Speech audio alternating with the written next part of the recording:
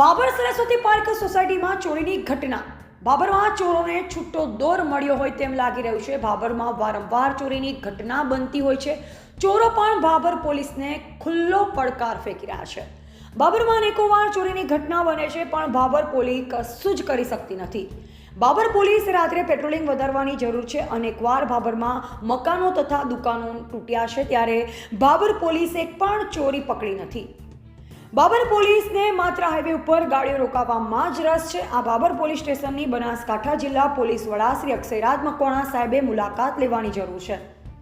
બનાસકાંઠા જિલ્લામાં બાબર ખાતે ભરચક વિસ્તારમાં આવેલ સરસ્વતી પાર્ક સોસાયટીમાં ગઈ રાત્રિના રોજ દિનેશભાઈ ભેમાભાઈ સુથારનો પરિવાર મેળા પર સૂતો હતો, ત્યારે ઘર પર કોઈ અજાણ્યો શખ્સ પ્રવેશી તેમના ઘરમાં રાખેલા થેલામાં રૂપિયા આશરે 10 લાખ અને થેલામાં મકાનની ચાવી પણ હતી.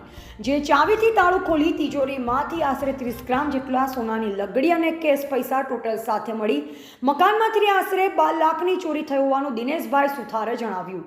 બાબર ખાતે થોડા દિવસ પહેલા સુવ્રત સોસાયટીમાં ચોરી થયેલ, જેનો ભેદ ઉકેલાયો નથી અને અગાઉના ચોરીના પણ ભેદ ઉકેલાયા નથી. તેઓ ગામના લોકોમાં ચર્ચાનો વિષય બન્યો છે. ત્યાં આજ રાત્રે ફરીથી ચોરી થતાં લોકોમાં ભયનો માહોલ જોવા મળ્યો હતો. ઘટનાની જાણ થતાં પોલીસ ઘટના સ્થળે પહોંચીને ઘટનાની તપાસ શરૂ કરેલ છે. એવા જયંતિભાઈ ઠક્કર, સિહોરી, કાંકરેજ.